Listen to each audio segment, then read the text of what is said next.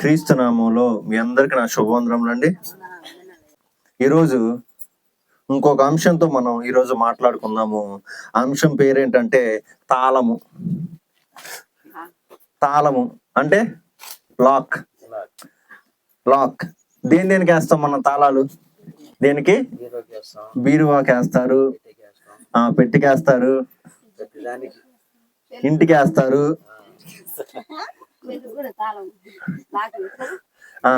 ఇప్పుడు అన్నిటికీ వేస్తున్నాం కదా తాళము. ఎందుకు వేస్తున్నాం తాళం? దేనికోసం? భద్రత కోసం. దేని నుంచి భద్రత కోసం? దొంగల నుండి భద్రత కోసం. అంటే మనం ఇంటికి తాళం వేస్తాం దేనికోసం అంటే ఎవరన్నా దొంగలు వస్తారేమో అని చెప్పి. ఎప్పుడు పడితే అప్పుడు వేయం తాళం. ఎప్పుడు వేస్తాము? మనం లేని టైంలో, మనం లేని సమయంలో తాళం వేస్తాము. ఎందుకంటే ఎవరన్నా దొంగలు వచ్చి విలువైన వస్తువులని వెతికెళ్ళిపోతారనే ఉద్దేశంతో దానికి తాళం వేస్తాం. అంతేనా? ఇప్పుడు ఇంట్లో ఉన్నా గానీ మనం బీరువాకు తాళం వేస్తాం. ఎందుకు? దానికన్నా విలువైన వస్తువులు ఇంకా ఏమైనా ఉన్నాయేమో అని చెప్పి. పైన బీరువా ఉంది కదా అందరికి. పైన బీరువా. ఈ బీరువా ఇలా తీసిన తర్వాత అందులో ఇంకొక తాళం ఉండిద్ది, అది లాకర్. అందులో ఏం వేస్తాం? అది ఇంకా విలువైన వేస్తాం. అందులో ఇంకొక తాళం ఉండిద్ది మళ్ళా ఎట్లా పక్కకు అనడానికి. దాంట్లో ఏం వేస్తాము?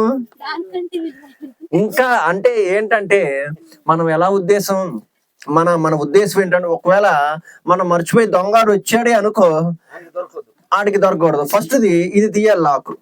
ఇది తీసినా గాని లోపల తీయటానికి మళ్ళా వాడు ఎత్తుక్కోవాలి.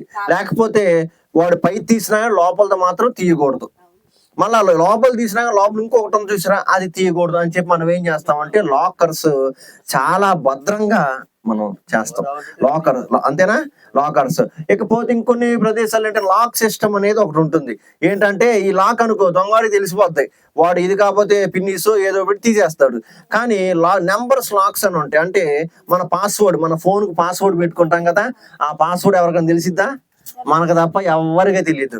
అట్లాగే ఒక లాకర్ కి నెంబర్స్ అనేది ఏదైతే మనం పెట్టుకున్నాం అలాంటి లాకర్స్ కూడా ఉన్నాయి. అంటే వాటిని కూడా మనం తాళమే అంటాం కదా, తాళము. ఎందుకయ్యా ఈ తాళం మనకి ఉపయోగపడుతుందంటే భద్రత కోసము. వేరే వాళ్ళ దగ్గర నుంచి మనల్ని అంటే మన ఇంటిని, మన వస్తువులని ప్రతి ఒక్కదాన్ని కాపాడుకోవటానికి మనం ఏం చేస్తామంటే తాళం అనేది వేస్తాము. ఈ తాళం వేసినప్పుడు మళ్ళా ఇంకోటి ఏంటి, 1-2 తాళాలు జాగ్రత్తగా మనం భద్రం చేసుకుంటా ఉంటాం. అంతేనా? ఇప్పుడు మరి మనం కూడా కొన్ని తాళాలు వేసుకోవాలి. మనం కూడా కొన్ని తాళాలు వేసుకోవాలి. మీరు మంచిగానే చెప్తున్నారు. ఏమని అన్నా? తాళం అనేది దొంగలు రాకుండా ఉండటానికి, మన సొత్తు అనే దానిని దొంగాడు అపహరించిపోకుండా ఉండటానికి, అంటే తీసుకెళ్ళిపోకుండా ఉండటానికి మన ఇంటికి తాళం వేస్తున్నాము. మరి మనం కూడా తాళం వేసుకోవాలి. దేనికి తాళాలు వేసుకోవాలి? మనం మన శరీరానికి తాళాలు వేసుకోవాలి. మన శరీరానికి తాళాలు వేసుకోవాలి. అంటే మన శరీరం అంటే దేనికి తాళాలు వేసుకోవాలి? కళ్ళకి తాళం వేసుకోవాలి, నోటికి తాళం వేసుకోవాలి, చెవులకు తాళం వేసుకోవాలి, హృదయానికి తాళాలు వేసుకోవాలి, చేతులకు తాళం వేసుకోవాలి, ఆఖరికి కాళ్ళకి కూడా తాళాలు వేసుకోవాలి. మరి ఈ తాళాలన్నీ ఎందుకు మనం వేసుకోవాలి అంటే, అపవాది వాడు దొంగాడు కదా, ఆ దొంగాడు మన పరిశుద్ధతను దొంగతనం చేసుకొని తీసుకెళ్తాడు. అర్థమైందా? అంటే ఈ అపవాది ఏం చేస్తాడు? మన పరిశుద్ధతను దొంగలించేస్తాడు. మన పరిశుద్ధతను దొంగలించేసి మనల్ని పాపంలో పడవేస్తాడు, పాపానికి బానిసలుగా చేస్తాడు ఈ అపవాది. వీడి పేరేంటి? దొంగోడు. వీడి పేరు కూడా దొంగోడు, అబద్ధీకుడు. వీడు దొంగోడు. మరి వాడికి తెలీదా విలువైన వస్తువులు బంగారు నగలు అన్నీ ఉన్నాయిరా, అవన్నీ దొంగలించకుండా మన శరీరాన్ని ఎందుకు తీసుకుంటున్నాడు అంటే వాటికంటే విలువైనది మన పరిశుద్ధత. మన పరిశుద్ధత. చూడండి, మన ప్రతి ఒక్కటి ఎంత మన బాడీలో ఉన్న ప్రతి ఒక్క అవయవాలు మనం మొత్తం అమ్ముకుంటే ఎన్నొస్తాయి తెలుసా? ఎన్నొస్తాయి అనుకుంటున్నారు మీరు? చాలా డబ్బులు వస్తాయి. అంటే ₹1,00,00,000 పైనే వస్తాయి. ₹1,00,00,000 పైనే వస్తాయి. మన కిడ్నీలు 2 ఉన్నాయి. ఒక్కొక్క కిడ్నీకి 25-30 లక్షలు వస్తాయి. మన కళ్ళకి, మన గుండె, మొత్తం A to Z మొత్తం అమ్ముడిపోతే ఇంకా ఎక్కువ. మనం అంత విలువైన వాళ్ళము కదా. అంటే అంతకన్నా విలువైనది ఏంటో తెలుసా? మనం పరిశుద్ధంగా బ్రతికి చూపించటం. కోట్ల కన్నా విలువైనది పరిశుద్ధంగా బ్రతికి చూపించటం. మనం ఎందుకు ఇక్కడ కనుక మనం పరిశుద్ధంగా బ్రతికాము అనుకో, అక్కడ మనకి ఎంతకు మించి ఎక్కువ వస్తుంది ఆశీర్వాదం అనేది. ఎక్కడ? పరలోకంలో ఆయనతో ఉన్నప్పుడు. అందుకని అది మనకు రాకుండా ఉండటానికి వాడు ఏం చేస్తాడంటే మన పరిశుద్ధతను ఏం చేస్తాడు? దొంగలించేస్తాడు.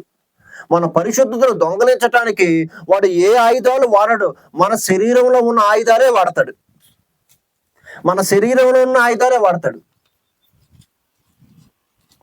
అంటే మన శరీరంలో ఉన్న ఆయుధాలు ఎంత శ్రేష్టమైనవో ఒకసారి ఆలోచించండి. దేవుడు ఎంతగా మనల్ని ప్రేమించి శ్రేష్టమైన వాటిని ఇచ్చాడు, పరిశుద్ధంగా బ్రతకమని ఇచ్చాడు. అలాంటి వాటికి గనక మనము తాళం వేయకపోతే అపవాది వచ్చి వాటన్నిటినీ తీసుకెళ్ళిపోతాడు. వాటితో పాపం చేపిస్తాడు. మన కళ్ళతో పాపం చేపిస్తాడు, మన నోటితో పాపం చేపిస్తాడు, మన చెవులతో పాపం చేపిస్తాడు, మన హృదయంతో పాపం చేపిస్తాడు, మన చేతులతో పాపం చేపిస్తాడు, మన కాళ్ళతో పాపం చేపిస్తాడు. వీటన్నిటి ద్వారా వాడు పాపం చేస్తే వాడికి వచ్చేది ఏంటయ్యా అంటే వాడితో పాటు మనం కూడా నరకంలో ఉంటాం. వాడికి కావాల్సింది అదే. వాడితో పాటు మనం కూడా నరకంలో ఉండాలని చెప్పే వాడి ప్రయత్నం, వాడి ప్రయాస, వాడి ఆశ కూడా. కానీ దేవుని ఆశ ఏంటి? మీరు పరిశుద్ధంగా ఉండి పరిశుద్ధంగా బ్రతికి నాతో పాటు రావాలని ఆయన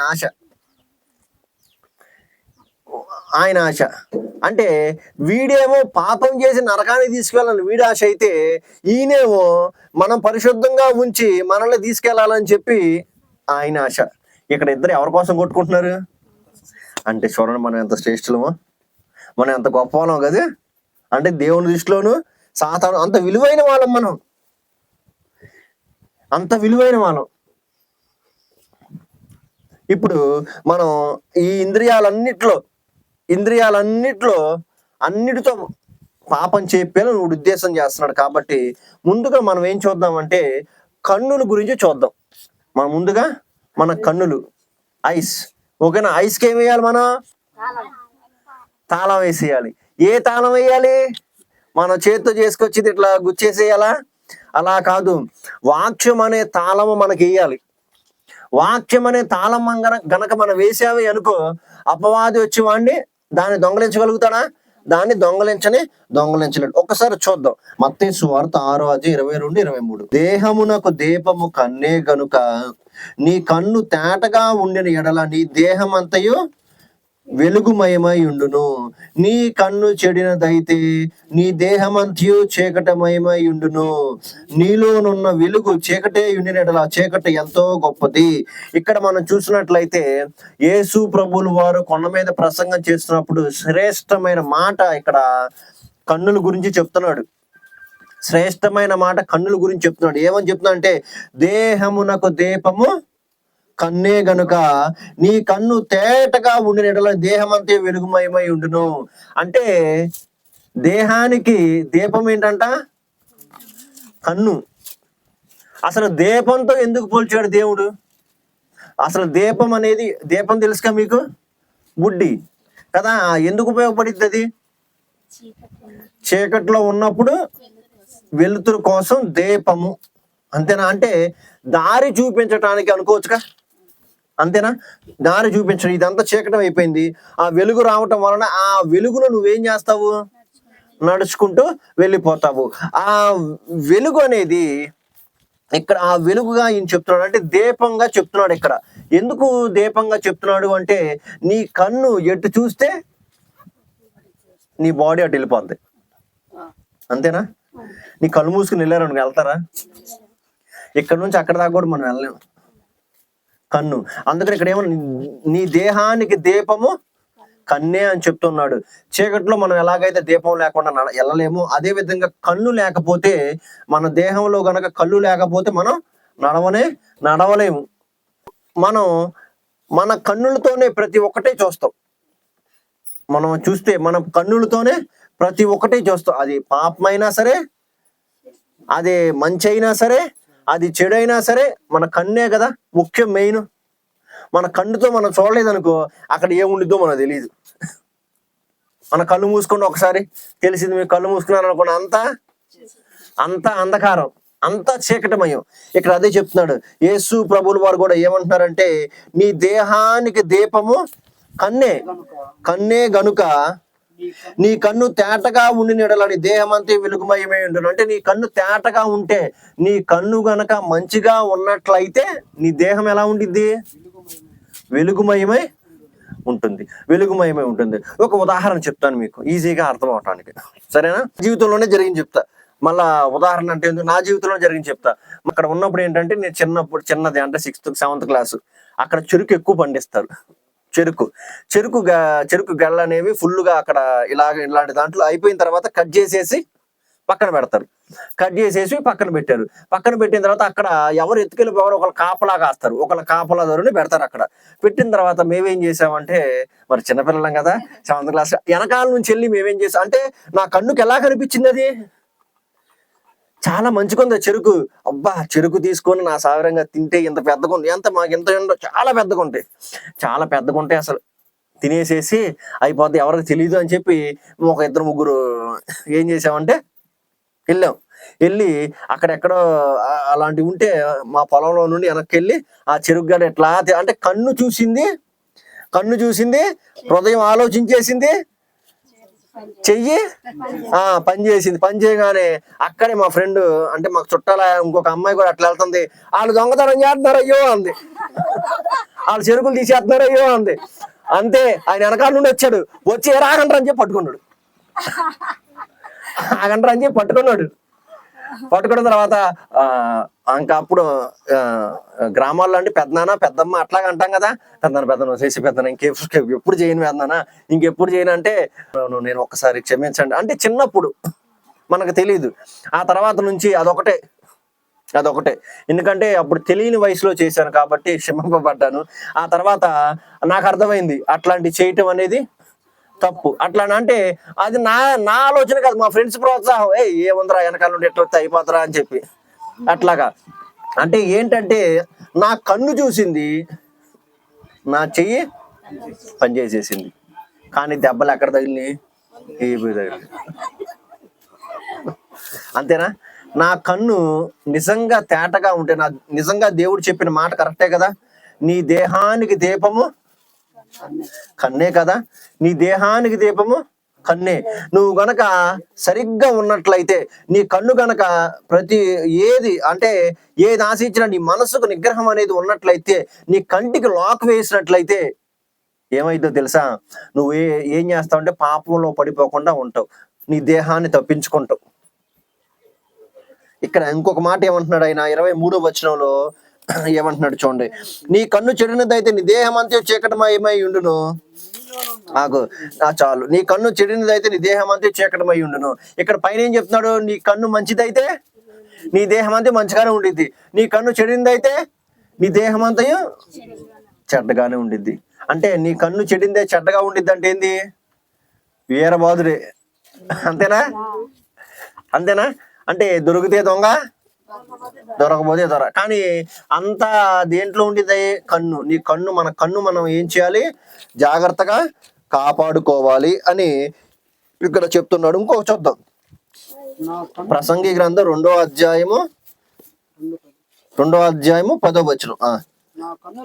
నా కన్నులు ఆశించిన వాటిలో దేనిని అవి చూడకుండా నేను అభ్యంతరము చేయలేదు. ఇక్కడ ఆపు.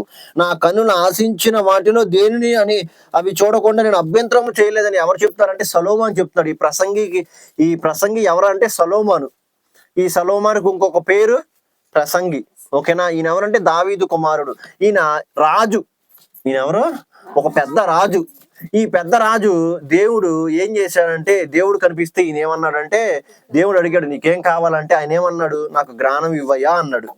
జ్ఞానం ఇవ్వయ్యా అంటే, సరే నువ్వు శత్రుల ప్రాణాన్ని అడగలేదు, డబ్బులు అడగలేదు, ఆస్తులు అడగలేదు, కాబట్టి జ్ఞానం ఇస్తాను నేను, వాటితో పాటు ఇవి కూడా ఇస్తాను అనగానే ఈయనకు జ్ఞానం ఎక్కువైపోయింది.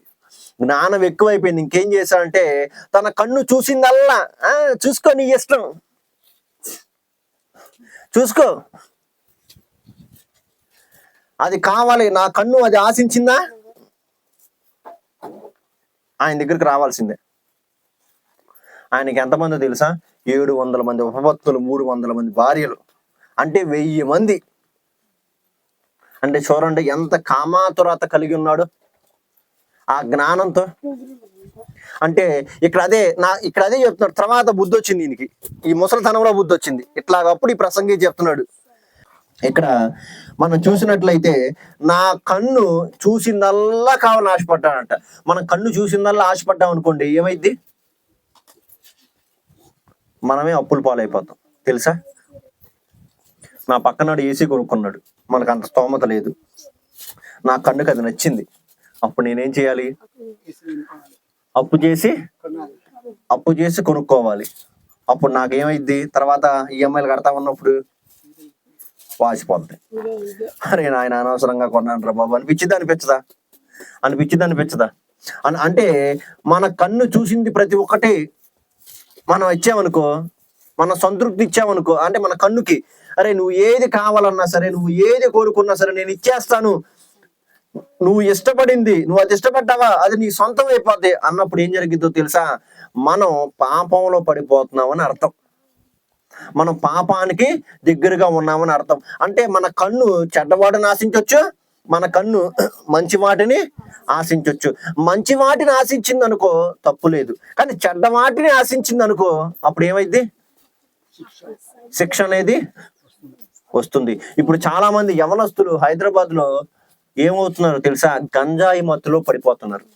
అంటే తన కన్ను చూసింది, ఎవడో చెప్పాడు, విన్నాడు, గంజాయి ఒక్కసారి వాసన చూసిన తర్వాత అది వాడికి బాగా నచ్చింది, ఇంకా దాని రుచి నాకు కావాలి అని చెప్పి ఎంతగా తాహత్రయపడుతున్నారో వాళ్ళందరూ, అందరూ కాదు చాలా మంది, మినిమం అంటే చాలా మంది వరకు దానికి బానిసలైపోతున్నారు.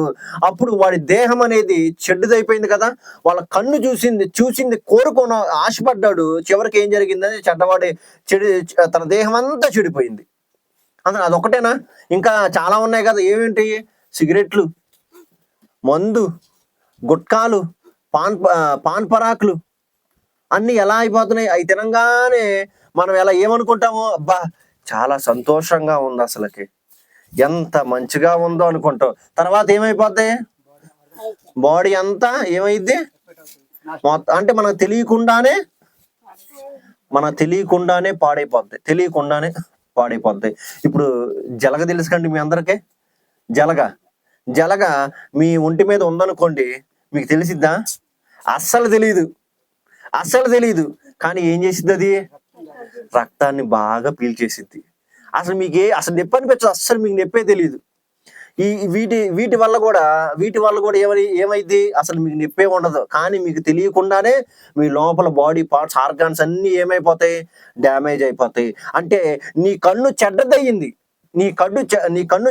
కాబట్టి నీ దేహం అంతా చెడిపోయింది.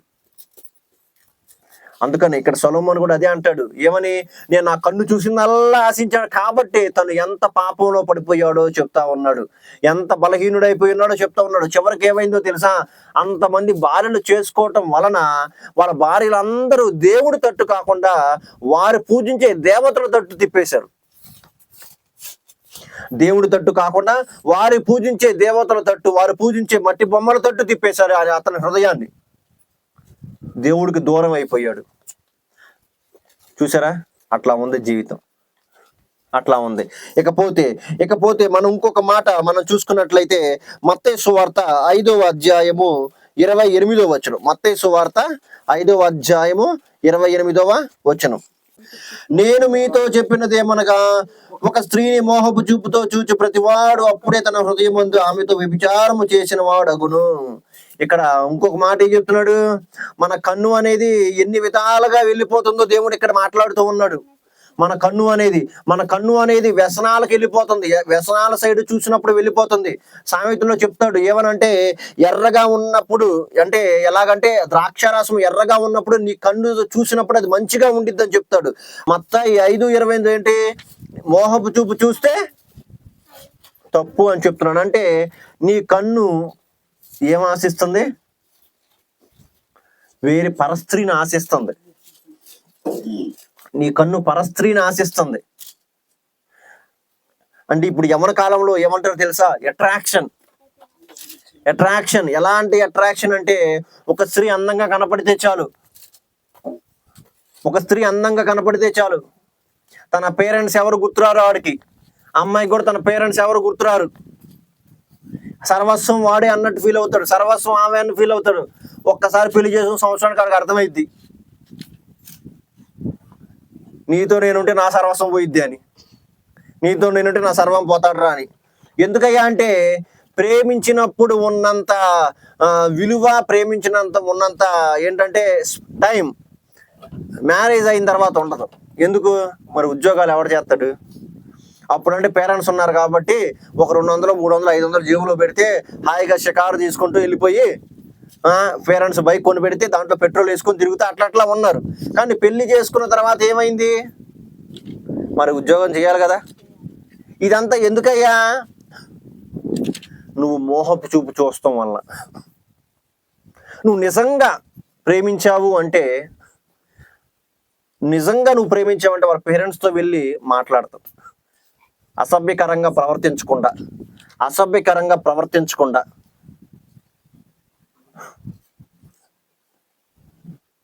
కానీ ఇప్పుడున్న సమాజం ఎలా ఉంది? ఎప్పుడు మోహపు చూపుతో పడిపోతున్నారు. అంటే ఒక స్త్రీని వాడుకున్నాము, వదిలేసాం, ఒక పురుషుని వాడుకున్నాము, వదిలేసాం. అట్లాగే ఉందండి సమాజం, అట్లాగే ఉంది. మీరు ఆ టేప్ కనుక వచ్చినట్లయితే ఎట్లా ఉంది తెలుసా? అబ్బాయిని ఎందుకురా ఇష్టపడేదంటే మొత్తం వాడన్నీ ఇచ్చేస్తా ఉంటాడు. మొత్తం వాడికి అన్ని, చివరికి ఏం చేసి తెలుసా? జస్ట్ వీఆర్ ఫ్రెండ్స్ నౌ అంటది. అంటే మేము జస్ట్ మన ఇద్దరం ఫ్రెండ్స్ మాత్రమే, మనకు అలాంటి ఆలోచన లేదు అని అక్కడ వరకు ఆపేసిద్ది. వీడేమనుకుంటాడు? ఈ అమ్మాయి నా ఇష్టం, నా ప్రేమ, ఈ అమ్మాయిని కూడా వాడుకొని వదిలేద్దాం అనుకునే పనిలో ఎవరున్నారయ్యా అంటే వీళ్ళందరూ ఉన్నారు. అట్లయిపోయి ఎందుకు? ఇదంతా కారణం కేవలం మోహపు చూపు మాత్రమే. మోహపు చూపు వల్ల ఎంత పెద్ద పాపం. ఇక్కడ పాత నిబంధనలో చూసినట్లయితే ఒక స్త్రీని నువ్వు పాపం చేస్తే, అంటే నువ్వు వ్యభిచారం చేస్తే తప్పు. కానీ కొత్త నిబంధనలోకి వస్తే ఒక స్త్రీని నువ్వు చూస్తేనే తప్పు.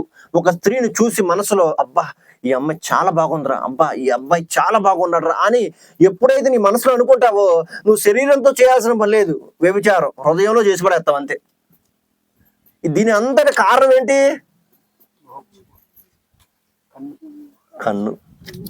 దీని అంతటి కారణం ఏంటి? కన్ను మంచిగా ఉందనుకో అంత మంచిగానే ఉండిద్ది. నీ కన్ను చెడిందనుకో అంత చెడ్డగానే ఉండిద్ది. అందుకని చెప్తున్నాడు, జాగ్రత్త, మన కన్ను జాగ్రత్తగా చూసుకోవాలి. యవ్వన కాలంలో మన కన్ను చాలా శ్రేష్టంగా ఉండాలి. మన కన్నుకి లాక్ వేయాలి దేవుని వాక్యంతో లాక్ వేయాలి మన కన్నుని. ఎప్పుడు ఏ పాపంలో పడిపోద్దో తెలీదు, ఎవరు ఎట్లా కనపడతారో తెలీదు. అంటే సాతాను ఎవరిని మనకు ముందుకు నడిపి మన ముందుకు తీసుకొచ్చేసి మన పాపం చేయటానికి ప్రేరేపించిద్దో మనకు తెలియదు. ఎలాగైనా రావచ్చు, ఎలాగైనా చేయొచ్చు, అది అందుకనే మన కళ్ళకి ఏం చేయాలంటే, యవనస్తులకైతేనేమో మోహపు చూపులో పడటానికి, అదేవిధంగా డబ్బును వృధాగా ఖర్చు పెట్టడానికి, ఆశించటానికి, పాపంలో వ్యసనాల్లో పడిపోవటానికి ఈ కన్ను చాలా కీ రోల్ ప్లే చేసేసిద్ది. అంటే కీ రోల్ అంటే ఏంటంటే మెయిన్ ప్రాముఖ్యత ముందుగానే ఉండిద్ది కన్నుకి. అందుకని యవ్వనులు జాగ్రత్తగా ఉండాలి కన్నుతో, అదే పెద్దవాళ్ళు జాగ్రత్తగా ఉండాలి కన్నుతో. ఇందాక ఆల్రెడీ చెప్పాను, వ్యసనాలు పడిపోతున్నారని చెప్పి కదా. అది ఒక్కసారి చూద్దాం ఎక్కడుందో వాక్యం. సామెతలు 4వ అధ్యాయము 25వ వచనం. సామెతల గ్రంథము 4వ అధ్యాయము 25వ వచనం. నీ కన్నులు ఇటు అటు చూడక సరిగ్గాను నీ కనురెప్పలు నీ ముందర చూడవలెను. ఇక్కడ ఏమంటున్నాడు? నీ కన్నులు అటు ఇటు చూడకూడదు. ఎట్లా చూడాలంట? సూటిగా చూడాలి అంట. ఎట్లాగా? సూటిగా చూడాలి. ఇంకొక మాట ఏమన్నాడంటే, నువ్వు జ్ఞానం కలిగి చెల్లివనియు, నువ్వు వివేకం కలిగి చెలికత్త అక్కవనియు చెలికత్తమని ఒక మాట చెప్తాడు. అంటే మన జ్ఞానం కలిగి ఎలా ఉండాలి? ఎవరినైనా సరే చెల్లి అక్క అని మనం సంబోధిస్తా ఉన్నాం అనుకోండి, వారిలో మనకి ఏమైద్ది అంటే, అదే వాళ్ళు ఒకవేళ ఎట్లా ఉండిద్ది అంటే, వాళ్ళు మనల్ని చూసి ఆకర్షితులు అయ్యారేమో, మనకు తెలియదు.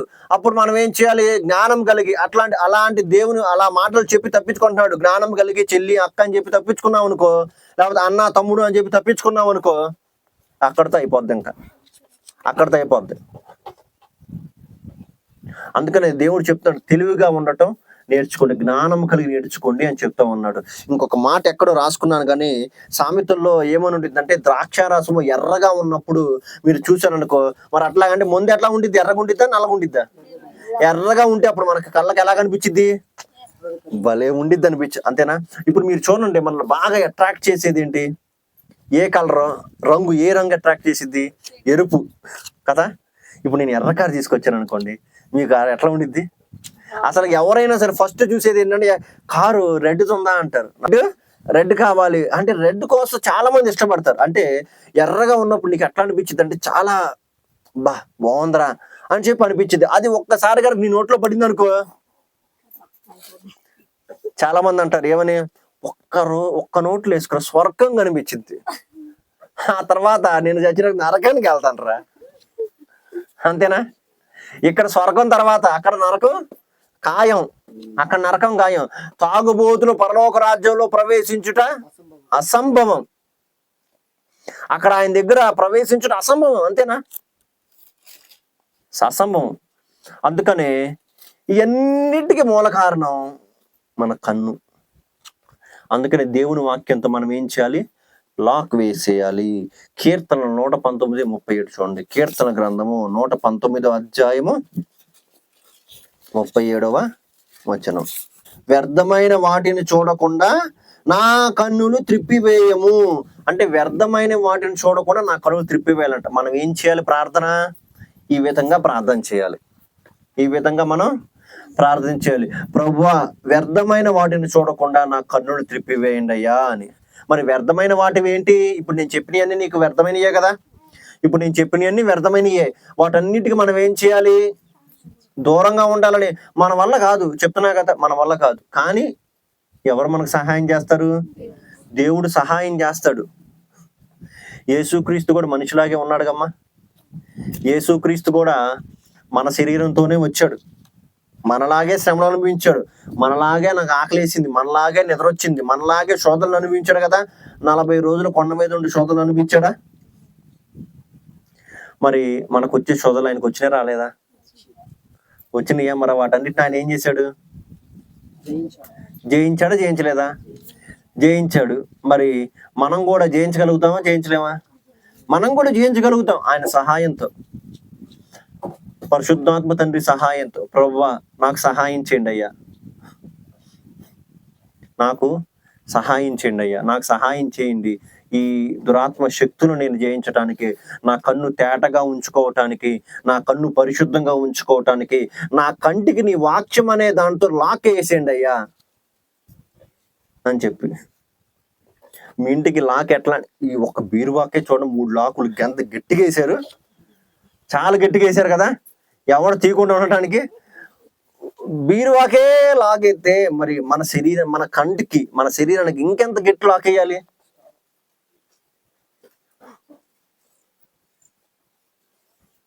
గేదెలు ఉన్నాయి, బఫెల్లోస్ ఉన్నాయి కదా. మీరు ఏమంటారు? బర్రెలు అంటారు, గేదెలు అంటారు.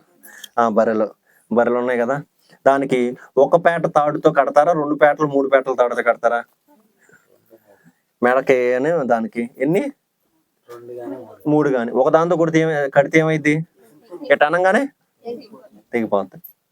మరి మీరు కూడా కంటికి ఒక చిన్న వాక్యం చాలే అని చెప్పి ఇట్లా వేసుకొని, అంటే ఒకసారి ప్రార్థన చేసి 2 సార్లు ప్రార్థన చేసి ఇట్లా మెల్లంగా వేసుకున్నారు అనుకోండి, పెద్దది వచ్చింది అనుకోండి, ఏమైద్ది? దెబ్బకు లాగు తెగిపోద్ది. ఎట్లాగా? ఇట్లాగా బర్రె లాగినట్టు. మన ఇల్లుని ఎంత స్ట్రాంగ్ చేసి కట్టుకుంటాం, పెద్ద తుఫాను వచ్చినా సరే పోకుండా. అలాగే మన ప్రార్థన కూడా ఎలా ఉండాలి? వాడు ఎంత శోధన పంపించినా గానీ మన వాక్యంతో తిప్పికొట్టే విధంగా ఉండాలి. శోధన రావడం తప్పు కాదు, మనల్ని శోధించడం తప్పు కాదు. అర్థమవుతుందా?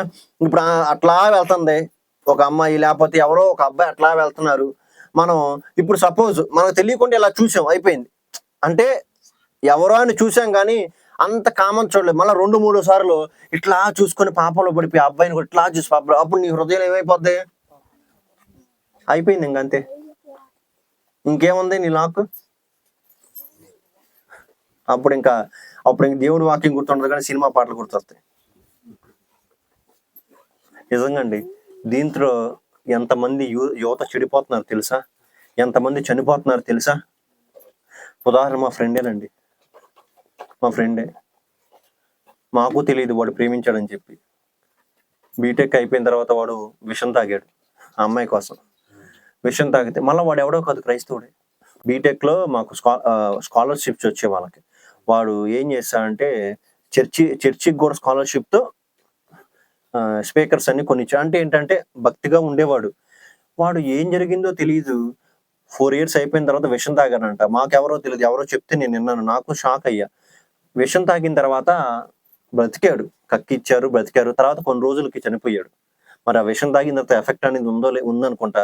అందుకని చెప్పాడు. ఎందుకయ్యా అంటే కేవలం ఒక అమ్మాయి వల్ల. అంటే నీ పేరెంట్స్ గుర్తురాలేదా నీకు? ఒక అబ్బాయి వల్ల ఎంతో మంది మరణిస్తున్నారు, ఒక అమ్మాయి వల్ల మన పేరెంట్స్ గుర్తురావట్లేదా? ఇదంతా ఏందంటే ఒక మోహపు చూపే కదా కారణం. మోహపు చూపే కదా. ఒక అమ్మాయిని చూసి, ఒక అబ్బాయిని చూసి మనం ఆశిస్తున్నాము, ఆ అమ్మాయి నాకు కావాలి, అబ్బాయి నాకు కావాలి, లేకపోతే నేను బతకలేకపోతున్నాను అనే ఆలోచన ఎవరు పుట్టిస్తారు తెలుసా? కేవలం సాతాను మాత్రమే పుట్టించిద్ది. మన తల్లిదండ్రులు మాత్రమే మనల్ని అంతగా ప్రేమించారు. మొదటగా దేవుడు ప్రేమించాడు, తర్వాత మన తల్లిదండ్రులు ప్రేమించారు, అంతే. మన దగ్గర డబ్బు ఉన్నప్పుడు వస్తారు, డబ్బు లేనప్పుడు రారు. ఎవరాళ్ళు? బంధువులు. మిగతాదంతా వ్యర్థం, మిగతా అంత సమస్తము వ్యర్థమే. అందుకనే దేవుడు స్పష్టంగా చెప్తుంది, నీ కన్నే జాగ్రత్త, be careful with your eye. నీ కన్నుతో జాగ్రత్తగా ఉండు. నీ కన్ను గనక చిన్నగా చెడిపోతాం స్టార్ట్ అయిందా, నీ దేహం అంతయు చెడిపోతుంది. అందుకని వ్యర్థమైన వాటిని చూడకుండా నా కన్నులు త్రిప్పేయని మనం ప్రార్థన చేయాలి. వ్యర్థమైన వాటిని చూడకుండా నా కన్నులు త్రిప్పివేయండి. ఇంకొకటి ఏంటో తెలుసా? వ్యర్థమైన వాటిని చూసి ఆశించకుండా కూడా నా కన్నులు త్రిప్పివేయండి అయ్యా. ఒకవేళ తెలుసో తెలియకో చూసాము, వాటిని ఆశించకూడదు నేను అనే విధంగా మనం ప్రార్థన చేయాలండి. అనే విధంగా మనం ప్రార్థన చేయాలి. లేదు నాకు అవి కావాలి, ఇది కావాలని చెప్పి మనం ఎప్పుడైతే మనం పాపంలో ఎప్పుడైతే దాన్ని ఆశిస్తామో మన పాపంలో పడిపోయినట్టే. అది జ్ఞాపకం ఉంచుకోండి అని చెప్పి దేవుడు చెప్తూ ఉన్నాడు. ఆ తర్వాత పేతురు రాసిన మొదటి పత్రిక 3వ అధ్యాయము 12వ వచనం ఒకసారి చూద్దాం. పేతురు రాసిన మొదటి పత్రిక 3వ అధ్యాయము 12వ వచనం. ప్రభువు కన్నులు నీతిమంతుల మీదను, ఆయన చెవులు వారి ప్రార్థన వైపున ఉన్నవి, కానీ ప్రభువు ముఖము కీడు చేయ వారికి విరోధంగా ఉన్నది. ఆయన కన్నులు ఎవరి మీద ఉన్నాయంట? నీతిమంతుల మీద ఉన్నవి. ఆయన చెవులు వారి ప్రార్థనలకు చెవి యొగ్గి ఉన్నవి. ఆయన కన్నులు ఇక్కడ చూడండి. మళ్ళీ ఇంకొకటి ఇక్కడ ఆయన కూడా ఏమంటున్నాడు? కన్నుల గురించే చెప్తున్నాడు. ఆయన కన్నులు ఎవరి మీద ఉన్నాయంట? నీతిమంతుల మీద ఉన్నాయి. మరి మన కన్నులు ఎవరి మీద ఉన్నాయి? పాపం మీద ఉన్నట్లయితే ఆయన కన్నులు నీ మీద ఉంటాయా?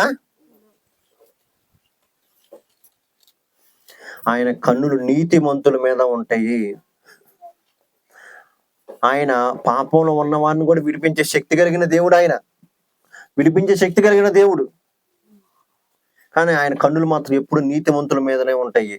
నీతిమంతులు, ఆయన చెవులు ఎప్పుడు నీతిమంతుల ప్రార్థన వైపు మాత్రమే ఉంటాయి. మరి మనం ఎలా ఉండాలంటే నీతిమంతులుగా బ్రతకాలి. మన కన్నులతో చూసిన దాన్ని మన హృదయంలోకి ఎప్పుడైతే తీసుకెళ్తామో ఆ హృదయం అనేది ఏం చేసిద్ది? క్రియారూపకం దాల్చేసి పాపం చేసేసిద్ది. క్రియారూపకం దాల్చి పాపం చేసేసింది. మరి మనం అలా ఉన్నామా? నాకు తెలిసిన ఇంకొక ఆమె చెప్తా ఉంది, పెళ్ళయిందంట. పెళ్ళై 30 సంవత్సరాలు ఎంత అయింది, ఆయనకి 52 సంవత్సరాలు. వాళ్ళది మళ్ళీ లవ్ మ్యారేజ్ అంట. లవ్ మ్యారేజ్ మంచిదే.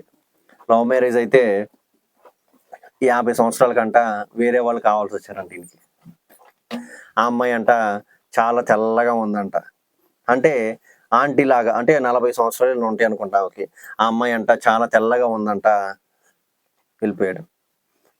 అక్కడికి వెళ్తాడు, ఇక్కడికి వస్తాడు, అక్కడికి వెళ్తాడు, ఇక్కడికి వస్తాడు. అంటే ఏంటి? ఆయన కన్నులు చూసి తన భార్యను కూడా విడిచిపెట్టేసి పాపంలో పడిపోయాడు. అంటే యవనంలోనేమో వాళ్ళ భార్య ఆయనకు అందంగా కనిపించింది కాబట్టి ఇద్దరు హ్యాపీగా లవ్ మ్యారేజ్ చేసుకున్నారు. 50 సంవత్సరాలు బ్రతికారు. 50 సంవత్సరాలకి వేరే వాళ్ళు అందంగా కనిపించేసరికి ఆయనకి మళ్ళా ఏంది? పెళ్ళైపోయింది. పిల్లలకి పెళ్ళిళ్ళు అయిపోయినాయి. పిల్లలకు కూడా పెళ్ళిళ్ళు, వాళ్ళకి మళ్ళీ మనవడు. మరి చూడండి ఎంతగా పాపంలో పడిపోయి ఉన్నారు. ఎంతగా అంటే వయసుతో సంబంధం లేదండి. ఇక్కడ వయసుతో సంబంధం లేదు. అందుకనే కదా ఎంతమంది చిన్నపిల్లలను కూడా ఎంత అత్యాచారాలు చేస్తున్నారు. చిన్న పిల్లల్ని కూడా చిరుస్తున్నారంటే ఎంత దౌర్భాగ్యం. ఇంకొక విషయం చెప్పండిరా, పెద్దాళ్ళు అంటే ఓకే, పెద్దాళ్ళు పాపంలో పడిపోతున్నారు. వాళ్ళు ఏంటంటే జ్ఞానం ఉన్నా కానీ పాపంలో చిన్నపిల్లలు కూడా పాపంలో పడిపోతున్నారు. ఎందుకో తెలుసా? సినిమాలకు బానిసలు అయిపోతున్నారు. చూడరాని దృశ్యాలు చూస్తా, చేయకూడని పనులు చేస్తా, ఏం చేస్తున్నారు? తన దేహాన్ని వాళ్ళకి తెలియదు, కానీ ఏం తెలుసు వాళ్ళకి? సినిమా. 6th క్లాస్ ఆడు 7th క్లాస్ ఆడు లవ్ లెటర్ ఇచ్చాడు అమ్మాయి, తెలుసా? ఏంద్రా అంటే సినిమా. మరి ఎంత ఈ అన్నిటి కారణం ఏంటయ్యా? వాళ్ళ పేరెంట్స్ సరిగ్గా చెప్తున్నారు వాళ్ళకి? వాళ్ళు చెప్పట్లేదు. అరే జాగ్రత్తరా, దేవుని వాక్యాన్ని ప్రకటించాలి, దేవుని వాక్యాన్ని వాళ్ళకి చెప్పాలి, జాగ్రత్తరా, బీ కేర్ఫుల్ అని చెప్పి. అని వాళ్ళు చెప్తున్నారా? చెప్పలేకపోతున్నారు. తన దేహం చెడిపోతుంది. వాళ్ళు చెడిపోయేది కాక వీళ్ళు కూడా చెడిపోతున్నారు. అందుకని మనం జాగ్రత్తగా ఉండాలండి. మన కన్ను తేటగా ఉండాలి. మన కన్ను గనక తేటగా ఉన్నట్లయితే మన దేహం అంతయు ఏమైతే తేటగా ఉంటుంది. మన కన్ను చెడింది అయితే మన దేహం అంతయు చెడ్డగా ఉంటుంది. ఇంకొక మాట ఏమంటున్నాడు ఆయన? ఆ వ్యర్థమైన, ఎలా ప్రార్థన చేయమని చెప్తున్నాడు? వ్యర్థమైన వాటిని చూడకుండా నా కన్నులు త్రిప్పివేయము అని మనం ఏం చేయాలి? ప్రార్థన చెయ్యాలి. ఇంకొకటి, దేవుడు ఎవరిని చూస్తానని చెప్తున్నాడు? నీతిమంతులు. ఆయన కన్నులు ఎవరి మీద ఉంటాయి? ఆయన కన్నులు నీతిమంతుల మీద ఉంటాయి అని చెప్పి దేవుడు మనతో చెప్తున్నాడు. మరి మనం ఈరోజు మనం ఏం చేయాలి? ఒక తీర్మానం చేయాలి. ప్రభువా, నీ వాక్యంతో నా కళ్ళకి ఏం చేయాలి?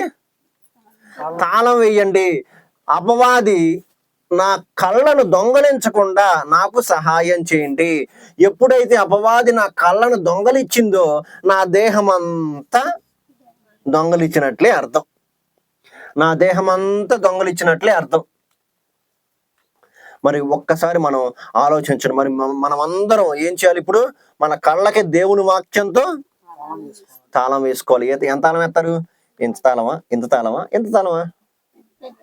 పెద్ద తాళం వేయాలి. ఎందుకు? సాతానుని జయించే, అంటే సాతాను కూడా తీయలేడు. సాతాను కూడా తీయలేనంత తాళం వేయాలి. ఆ తాళం ఎలా వచ్చింది అంటే కేవలం ప్రార్థన ద్వారా మాత్రమే వచ్చింది. ఒకవేళ తెలుసో తెలియకో మనం గనక మోహపు చూపుతో చూసిన, ఒకవేళ పాపంలో పడిపోయిన, ప్రభువా నన్ను క్షమించండి, నా తప్పును క్షమించండి అని చెప్పి పైకి రావాలి. నీతిమంతుడు 7 మార్లు పడి నన్ను తిరిగి లేస్తాడు. అంటే ఏంది? మనం మనుషులు పాపంలో పడిపోతాం, సహజం. కానీ పాపంలో పడిపోకుండా ఉండటానికి ముందుగా సహాయం అడుగుతాం. ఒకవేళ గనక మనం తెలుసో తెలియకో సడన్ గా పాపంలో పడిపోతే, ప్రభువా క్షమించండి అయ్యా, ఇంకెన్నడూ ప్రభువా నేను ఆ పాపంలోకి పడిపోకూడదు, నా కన్నును నేను జాగ్రత్తగా చూసుకుంటాను, వ్యర్థమైన వాటిని చూడకుండా నా కన్నులు త్రిప్పివేయండి అయ్యా అని చెప్పి ఇంకా మనం ఎక్కువగా బలంగా ప్రార్థన చేయాలి అని చెప్పి దేవుడు ఈ కన్నుల గురించి చెప్తూ ఉన్నాడు. ఆ తర్వాత రెండవది ఏంటి? చెవులు. మనం ఏం చేయాలి? తాళం వేయాలి. మరి వేసేద్దామా? మత్తయి సువార్త 11వ అధ్యాయము 15వ వచనం. మత్తయి సువార్త 11వ అధ్యాయము 15వ వచనం. వినుటకు చెవులు గలవాడు వినును గాక. ఇప్పుడు వినుటకు చెవులు గలవాడు వినును గాక అని ప్రభువు చాలా చోట్ల చెప్తాడు తెలుసా. ఆత్మ చెప్పు సంగతులు చెవి గలవాడు వినును గాక. ప్రకటన గ్రంథంలో చాలా సార్లు ఉండిద్ది. ఆయన ఉపమానాలు చెప్పినప్పుడు కూడా వినుటకు చెవులు గలవాడు వినును గాక అని చెప్తాడు. అంటే ఇక్కడ కళ్ళ తర్వాత రెండవ కీ రోల్ ప్లే చేసేది ఏంటో తెలుసా, చెవులు. మన చెవులతో ఏం చేస్తామంటే, చెవులతో నువ్వేం చేస్తున్నావు, వింటున్నావు. చెవులతో వింటున్నావు. చూస్తే తప్పు కదా, వింటే ఏముంది అనుకున్నావు అనుకో, మనం ఏం వింటాం, వినటం. కళ్ళు లేకపోయినా సరే మనం కళ్ళు కొంచెం దూరంలో ఉంటాం. కళ్ళు ఏంటంటే పాపానికి మొత్తానికి మూలం. కానీ కళ్ళు మూసుకున్నావు, సరే నేను పాపం చేయకూడదు, కళ్ళు మూసుకున్నావు. కానీ చెవులతో వినరాని దృశ్యాలు గనక నువ్వు విన్నావు అనుకో, ఏమవుతుంది, నీ శరీరంలో కూడా ఉద్రేకత వచ్చేసిద్ది. అక్కడెక్కడో డప్పు సౌండ్ వినిపిస్తుంది, మీరు చూడాల. అప్పుడు మీరేం చేస్తారు, వింటున్నారు. అప్పుడు మీకేమొచ్చిద్ది, డాన్స్ చేస్తారా ఇరా అంటే ఏంటి, మనం వినకూడనివి వింటున్నాం. అందుకని ఇక్కడ దేవుడు చెప్తున్నాడు, వినుటకు చెవులు గలవాడు వినును కాక. ఏం వినాలి, ఏం వినకూడదు, అది మనం తెలుసుకోవాలి. వినుటకు చెవులు వినుడు కాక అన్నాడు, కరెక్టే ప్రభువా. ఏం వినాలి నేను, ఏం వినకూడదు. ఏం వినాలి మనం, మంచి మాటలు, దేవుని మాటలు మనం వినాలి. దేవుని మాటలు మనం వినాలి. ఎవరో తిడుతున్నారు, బూతులు తిట్టుకుంటున్నారు, మనం ఏం చేస్తాం, వెళ్ళి అబ్బా ఎంత వినసొంపుగా ఉన్నాయిరా నాయన అన్న, ఇంకా 2 మాటలు ఆయన తిట్టాను, నేను చాలా వింటాను, భలే ఉన్నాయి, నేను నేర్చుకుంటాను అంటావా? అవి వినకూడదు. అలాంటి వాటికి మనం ఏం చేయాలి, దూరంగా ఉండాలి. అవకాశం లేనప్పుడు ఇంక మనం ఏం చేసేది ఏం లేదు. అవకాశం ఉన్నప్పుడు మనం పక్కకు జరిగిపోవటమే. వినాల్సినవి ఏంటి, దేవుని మాటలు. వినకూడనియే సాతాను మాటలు, అపవాది మాటలు. ఇప్పుడు దేవుని మాటలు మనం వింటున్నాం, దాని ప్రకారం మళ్ళా ఏం చేయాలి, నడుచుకోవాలి. అది ఇంకొక మాట, ఆ తర్వాత చెప్తాను. అంటే ముందుగా మనం దేవుని వాక్యాన్ని వినాలి, దేవుని మాటలు వినాలి. ముసలమ్మ ముచ్చట్లు కాదు వినాల్సింది, ఆ అమ్మ ఎట్ట అందంట, ఈ అమ్మ ఎట్ట అందంట, ఈ అమ్మకి ఏం తెలీదు, ఏం చూడలేదు. కానీ అమ్మ ఎవరు చెప్పారంటే ఈ అమ్మ ఎవరు ఇక్కడ ఉందంట. అంటే జస్ట్ చూడం, మనం వింటాం అంతే. విని అందరికి చెప్తాం. అమెరికా ఇలా ఉండిద్ది అని ఎవరికైనా తెలుసా? కానీ మనం ఏం చేసాం, విన్నాం కదా. ఇప్పుడు టీవీ ఉంది కాబట్టి చూస్తున్నాం, టీవీలో లేదు. అమెరికా నుండి వచ్చినప్పుడు అప్పుడు ఏం చెప్తారు, అమెరికా అలా ఉండిద్దన్నా ఇలా ఉండిద్దన్నా అనగానే మీరు ఏం చేస్తారు, విని ఊహించేసుకుంటా ఉంటారు. అంతేనా? అది మంచి మాటలు చెప్పినా మీరు ఊహించుకుంటారు, చెడ్డ మాటలు చెప్పినా మీరు ఊహించుకుంటారు. మనం వినకూడని సాతాను మాటలు, ముసలమ్మ ముచ్చట్లు, వాళ్ళ మీద వీళ్ళ మీద వాళ్ళు చెప్పుకుంటూ ఉంటారు. చూశారు, మీ దగ్గరకు వచ్చి ఆమె నిన్ను ఎట్లా అందంటమ్మా, ఆమె నిన్ను అట్లా అందంటమ్మా, అమ్మా ఏంది ఎట్లా జరిగింది ఏంటి, అసలుకే ఆమె ఎన్ని బూతులు మాట్లాడిందో తెలుసా, అసలు విడ్డూరం ఏంది అందనుకోను. అప్పుడు నువ్వేం చేయాలి, అమ్మా నేను చూడలేదు కమ్మా, ఆ గురించి నాకు తెలియదమ్మా అని మనం పక్కకేసి వెళ్ళిపోవాలి. నేను జాబ్ చేసేటప్పుడు ఏం చేశారంటే, ఒక ఆయన వచ్చేసి వాళ్ళందరూ మాకు అక్కడ కొలీగ్స్ అందరూ మాట్లాడుకుంటా ఉన్నారు. ఏమో మాట్లాడుకుంటున్నారంటే, ఆ మేడం చూసారా, ఆయనతో పాపంలో ఉంది, ఆయన వయసు ఎంత, ఈ వయసు ఎంత అంటే, నన్ను అడిగితే నాకేం తెలియదండి, నేను చూడలేదు కదా, నేను చూడకుండా ఎవరిని నేను జడ్జి చేయను, నాకు తెలీదు. నేను వింటున్నాను, పాపం వింటున్నాను. అప్పుడు నేను వినేసి నేనేం చేశాను, తిట్టేశాను. అది పనికి మాలింది, అట్లాగని తిట్టాను. అప్పుడు నా చెవులతో పాటు నా నోరు కూడా ఏమైపోయింది, అపవిత్రం అయిపోయింది. అది నిజమో అబద్ధమో నాకు తెలియదు. తర్వాత కొన్ని రోజులు నేనే నా స్వయంగా నేను చూసా. అప్పుడు నేను నమ్మాను, ఓకే ఇల్లు పాపంలో పడిపోయారని చెప్పి. అంటే ఏంటంటే సాతాను మనల్ని ఏం చేసి తెలుసా, మన పాపం చేయడానికి మన నోటి ద్వారా, అంటే చెవులతో విన్నప్పుడు మనం ఏం చేస్తాము, చెవులు కదిలినప్పుడు ఆటోమేటిక్గా ఏం కదిలిద్ది, నోరు కదిలేసిద్ది. చెవులు కదిలినప్పుడు ఆటోమేటిక్గా నోరు కదిలేసిద్ది. కాబట్టి నోటిని మనం జాగ్రత్తగా అదుపులో ఉంచుకోవాలని ముందు చెవులు అదుపులో ఉంచుకోవాలా. ఇక్కడ ఎంటర్ లింక్డ్ మొత్తం చెవులు అదుపులో ఉంచుకోవడం. ఏది వింటే అది మనం ఈజీగా గుడ్డిగా నమ్మకూడదు. ఇప్పుడు ఇక్కడ పెద్ద గుంట ఉంది. ఒక గొర్రెల్ని అవి పక్కన తీసుకెళ్ళండి, అంటే గొర్రెల్ని ఆవుల్ని వేరే ఏ జంతువులైనా. ఒక గొర్రె పడింది అనుకోండి, మిగతా గొర్రెలు దాటెళ్ళవు, దాంట్లోనే పడిపోతాయి. వాటిని గుడ్డి గొర్రెలు అంటారు. అదే ఒక ఆవు కానీ ఒక ఎద్దు కానీ ఏదైనా జంతువు కానీ ఒకటి పడింది అనుకోండి, రెండోది ఏం చేసి చూసి దాన్ని దాటతాయి. నేను రెండింటినీ చూసా. ఒక దేశంలో అనుకుంటా ఒక గొర్రె కొండ మీద నుండి పడిపోయింది, మిగతా అన్ని కొండ మీద ఉండి పడిపోయి చచ్చిపోయింది. ఇంకొక దాంట్లో ఒక ఆవు అనుకుంటా ఆవో ఎద్దు ఒక పెద్ద దాంట్లో పడిపోతే మిగతా ఆయన ఏం చేసింది తెలుసా? అది తీసిన తర్వాత దాన్ని ఎవరో వచ్చి తీసిన తర్వాత ఏం చేసింది తెలుసా? ఆ గుంటను దాటిల్ని మనం ఎలా ఉండాలి తెలుసా? సమస్య వచ్చి తప్పించుకునే విధంగా, ఒకసారి పడిపోయాం మనం, తప్పించుకునే విధంగా ఉండాలి. గుడ్డి గొర్రెలాగా కింద పడిపోకూడదు మనం. అది జాగ్రత్త. గుడ్డి గొర్రెలాగా కింద పడిపోకూడదు మనం. అది నేను అంటుంది. ఏది చెప్పినా సరే, ఎవరు చెప్పినా సరే ఏం చేయాలి? వాక్యాన్ని, అది దేవుని మాటలైనా సరే, అది అపవాది మాటలైనా సరే, సాతాను మాటలైనా సరే ఏం చేయాలి? ఫస్ట్ ఆలోచించాలి. అంటే ఆలోచించడం అంటే దేవుని మాటలు ఆలోచించాలి. ఈ అపవాది మాటలు పక్కకు నెట్టేసాలి. ఎరా నువ్వు నాకు చెప్పేది ఏంట్రా నాయన, అది అట్లా ఉన్నారో లేదో నాకు తెలియదు. ఒకవేళ నేను అలా ఉండకుండా నేను ఏం చేశాను, నేను తిట్టేశాను అనుకోండి, అప్పుడు నా పరిస్థితి ఏంది? నేను మన తీర్పుకు నా అంతకు నేనే తెచ్చుకుంటా కదా. తీర్పు అనేది నా అంతకు నేనే తెచ్చుకుంటా కదా. వాళ్ళు ఎట్లాంటి నాకు తెలియదు కాబట్టి నేను మాత్రం ఎలాంటి చేయాలి?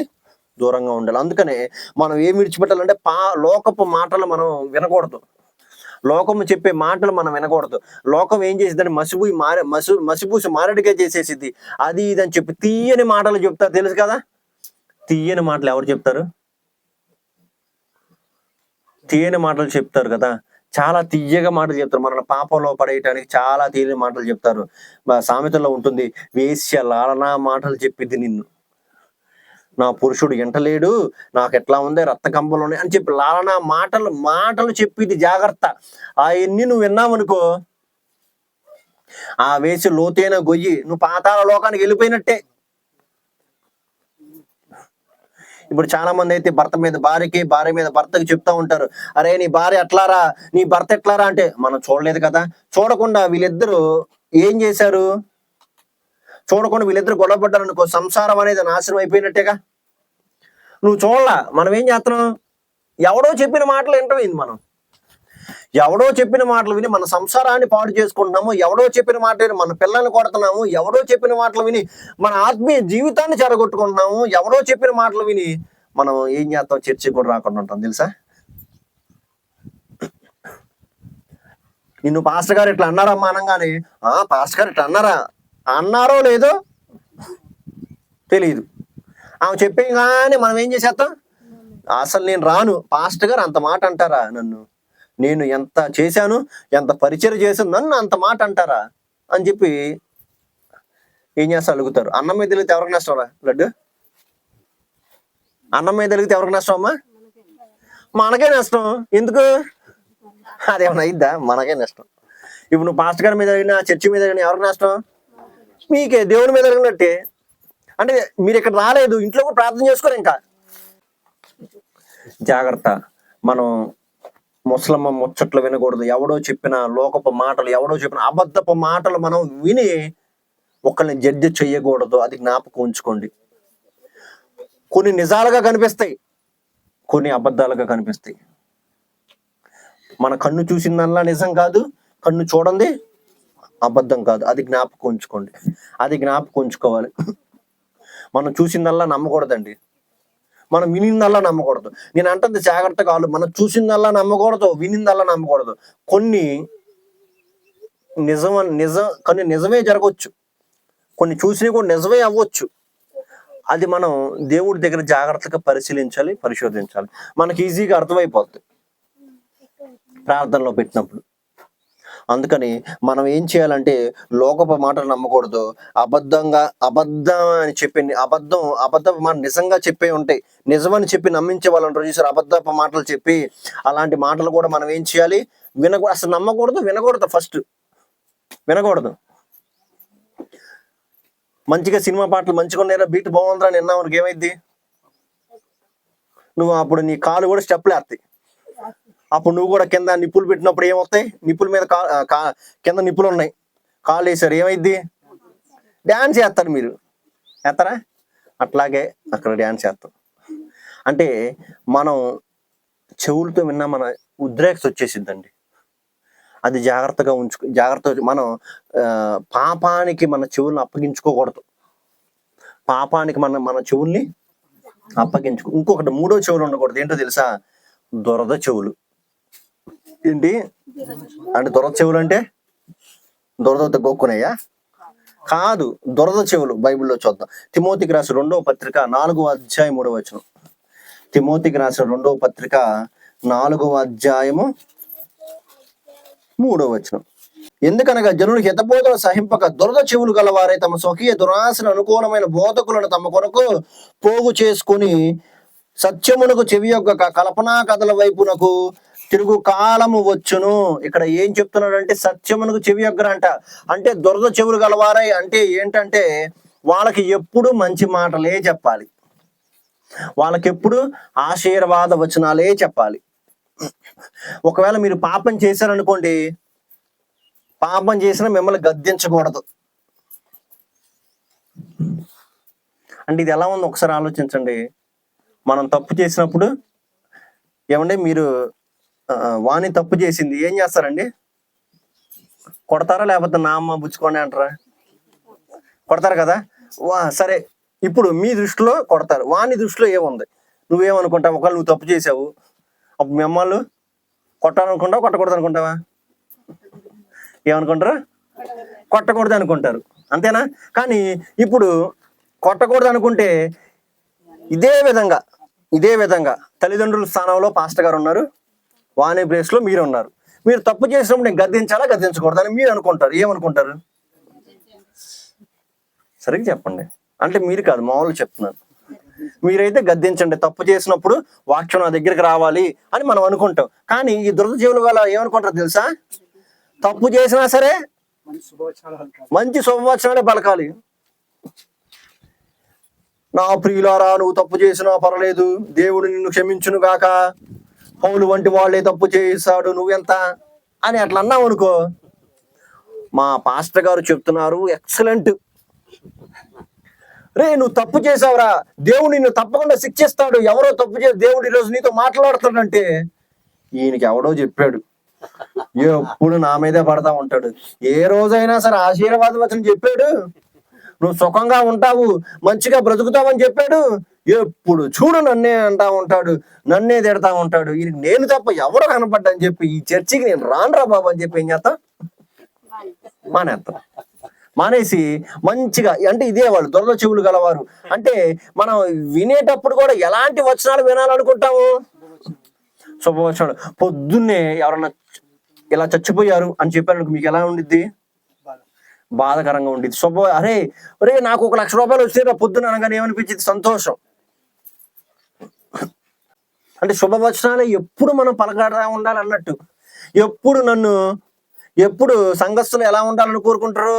ఈయన మంచిగా మన పాస్టర్ గారు, ఆ పాస్టర్ గారు చూడండి అండి ఎంత మంచిగా చెప్తున్నారు, ఈ పాస్టర్ గారు చూడండి అండి ఎప్పుడు తిడతానే ఉంటాడు, ఎప్పుడు ఏదో ఒకటి అంటనే ఉంటాడు, అసలుకి ఆ నోటి నుంచి అసలుకి ఒక్క మాట ఆశీర్వాదం వచ్చిన రాదు.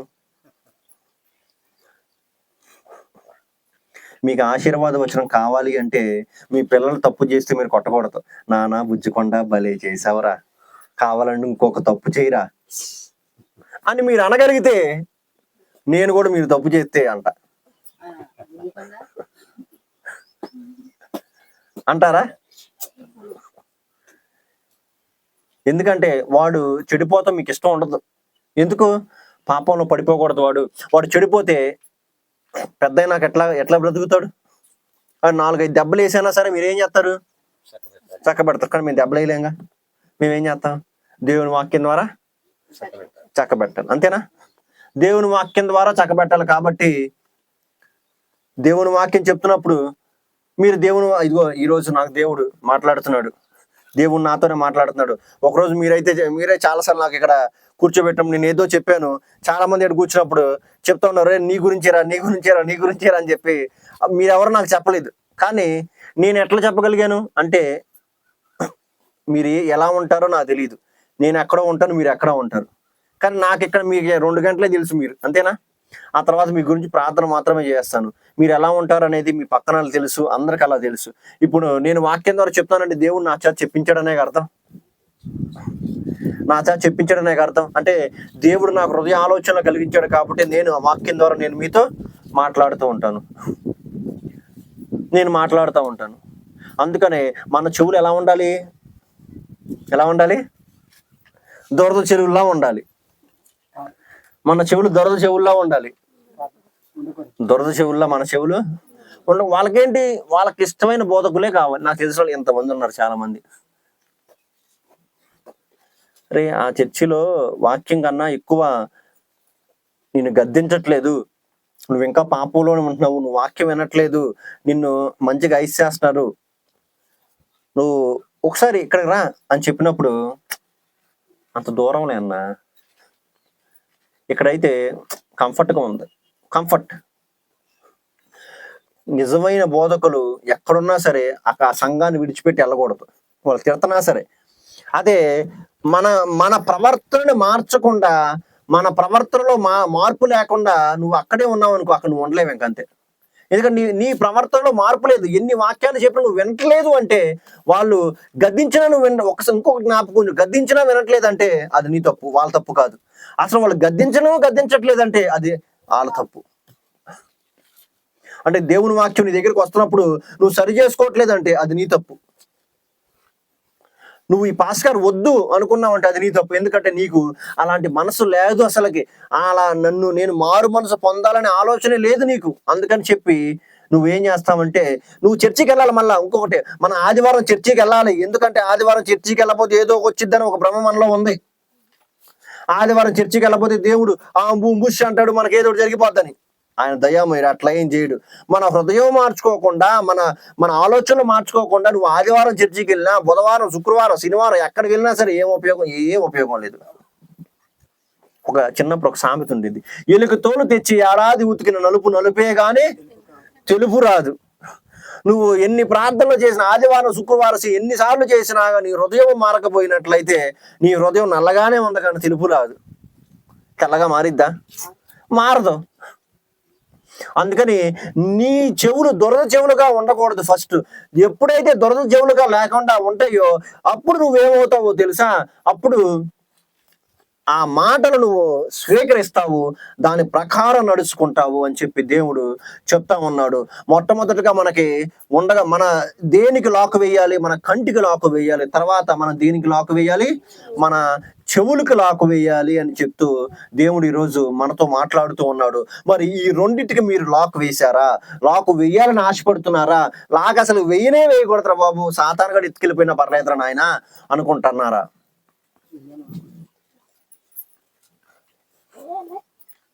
ఎవరన్నా సరే, మీరందరూ అక్కడ కూర్చుంటున్నారు, లేకపోతే మీరే కాదు వేరే వాళ్ళు అక్కడ కూర్చుంటున్నారు, ఇక్కడ కాదు వేరే దాంట్లో అయినా సరే, ఆ అమ్మ ఎట్లమ్మా, ఈ అమ్మ ఎట్లమ్మా అంటే మీరు ఏం చేస్తారు? వింటారా? లేకపోతే మీరు కూడా ఇంకో మాట ఎక్కేసి చెప్తారా? ఎక్కేసి చెప్తారా? అవును, నిజమే, అట్లాగా అది మనం చూసామనుకో, చూస్తే అది దేవుడికే తెలుసు, ప్రార్థన చేయటం. చూడలేదనుకో, అలా జరిగితే ఓకే, జరగకపోతే. అందుకని మనం జాగ్రత్తగా ఉండండి, జాగ్రత్తగా ఆలోచించండి. మన ఏం వింటున్నాము జాగ్రత్తగా చూడాలి. అందుకనే వినుటకు చెవులు గలవాడు ఆత్మ చెప్పు సంగతులు విన్ను కాక అంటాడు. ఒకసారి ప్రకటన గ్రంథం చూద్దాం. ప్రకటన గ్రంథం 2వ అధ్యాయంలో ఉన్నట్టుంది, చూడండి ఒకసారి. ప్రకటన గ్రంథం 2వ అధ్యాయం 7 సంఘాలకు చెప్తాడండి. 7 సంఘాలు ముగిచేస్తారు. ప్రకటన గ్రంథం 2వ అధ్యాయము 7వ వచనం చూడు. చెవి గలవాడు ఆత్మ సంఘములతో చెప్పుచున్న మాట వినును గాక. ఇంకా అక్కడ చూడండి, మీకు చాలా ఉంటాయి. ఆత్మ ఇంకోటి 11వ వచనంలో కూడా సంఘములతో ఆత్మ చెప్పుచున్న మాట చెవి గలవాడు వినును గాక. తర్వాత అన్ని మీరు ఇలా చూసినానంటే, ఆత్మ చెప్పుచున్న సంగతులు చెవి గలవాడు వినును గాక. అని చెప్పిన తర్వాత ఇంకొక వచనం పక్కనే ఉండిద్దో తెలుసా? జయించిన వానికి దేవుని పరదేశంలో ఉన్న జీవవృక్ష ఫలములు భుజింపనిత్తునని ఒక చోట ఉండిద్ది. ఇంకో చోట జయించిన వానికి రెండవ మరణం వల్ల ఏ హానియు చెందడని ఇంకో చోట ఉండిద్ది. ఇంకా చాలా ఉంటాయండి. అంటే నువ్వు ఆత్మ చెప్పిన మాటలు గనక నువ్వు వింటే నువ్వేం చేస్తావు? జయిస్తావు. అంతేనా? ఇప్పుడు తల్లిదండ్రుల మాట చెప్పిన మాట మనం శ్రద్ధగా విని దాని ప్రకారం నడుచుకున్నాం అనుకోండి, మనం ఏం చేస్తాం? ఈ లోకంలో ఉన్న వాటన్నిటిని జయిస్తామా? అంటే లోకంలో ఉన్న వాటిని అంటే ఇప్పుడు బండి ఫాస్ట్గా వెళ్తున్నావు, మా దగ్గర 200 మంది ఫాస్ట్ వెళ్తున్నాడు, వెళ్ళాడు అనుకోండి, మామూలు చెప్తున్నాను, 200 మంది ఫాస్ట్ వెళ్తున్నాడు. నేను చెప్తున్నా, వాళ్ళ నాన్నగారు చెప్పారు, అరే నువ్వు 200 మంది ఫాస్ట్ వెళ్ళమాకరా, బండి అదుపు తప్పిపోద్దురా అంటే, నాన్న నువ్వు చెప్పేవింటానా, నేను యంగ్ స్కిడ్లు వేస్తాను, 8 వేస్తాను, 7 వేస్తాను అన్నాడు అనుకో, కింద పడితే అప్పుడు ఏమనిపించింది? నాన్న నువ్వు నిజంగా చెప్పావు నాన్న, నేను వినలేదు కాబట్టి నాకు యాక్సిడెంట్ అయిందని. అదే ఆయన చెప్పినప్పుడు సరేనానా అని చెప్పి తనకున్న దాంట్లో తనకి ఖాళీగా ఉన్నప్పుడు ఫాస్ట్గా వెళ్ళి మిగతా అప్పుడు స్లోగా వెళ్ళినాడు అనుకోండి, యాక్సిడెంట్లు అవుతాయా? యాక్సిడెంట్లు. అంటే నిజంగా ఆయన మాట వినడం వలన దేన్ని జయించాడు? అపాయాన్ని జయించాడా, జయించలేదా? అంతేనా? దేవుని మాటలు వినటం వలన దేన్ని జయిస్తాము? సాతానుని అపవాది శక్తులను మనం జయిస్తాము. మన దేహాన్ని అన్నిటికీ లాక్ అనేది వేసేసుకుంటాము. అంటే ఒకవేళ గనక పాపంలో పడిపోవటానికి మనం సిద్ధంగా ఉన్న, పాపంలో పడాలని ఆలోచన వచ్చినా దేని ద్వారా మనం జయించగలుగుతాము? ప్రార్థన ద్వారా, దేవుని వాక్యం వినటం ద్వారా, ప్రార్థన ద్వారా ఏమవుతామంటే మనం జయిస్తాము. అందుకని ఇక్కడ ఏమన్నా జయించిన వానికి మరుగైన మన్నాని ఇస్తానన్నాడు, జయించిన వానికి తెల్లరాతిని ఇస్తానని చెప్పి అన్నాడు, జయించిన వానికి జీవవృక్ష ఫలములు ఇస్తానన్నాడు, జయించిన వానికి మహిమ సింహాసనం ఇస్తానన్నాడు. తెలుసా? జయించిన వానికి మహిమ సింహాసనం, ఆయన పక్కనే కూర్చుంటున్నాం. జయించిన వానికి అన్ని ఇస్తానన్నాడు. ఇవన్నీ జయించాలంటే ఆత్మ చెప్పిన మాటలు మనం ఏం చేయాలి? వినాలి. విని దాని ప్రకారం నడుచుకోవాలి అని తర్వాత వచనాల్లో తర్వాత ఆదివారం మనం ధ్యానం చేసుకోబోతున్నాము. ఓకేనా? ఈ కొద్ది వాక్యం అనేది దేవుడు దీవించును గాక. ఆమేన్.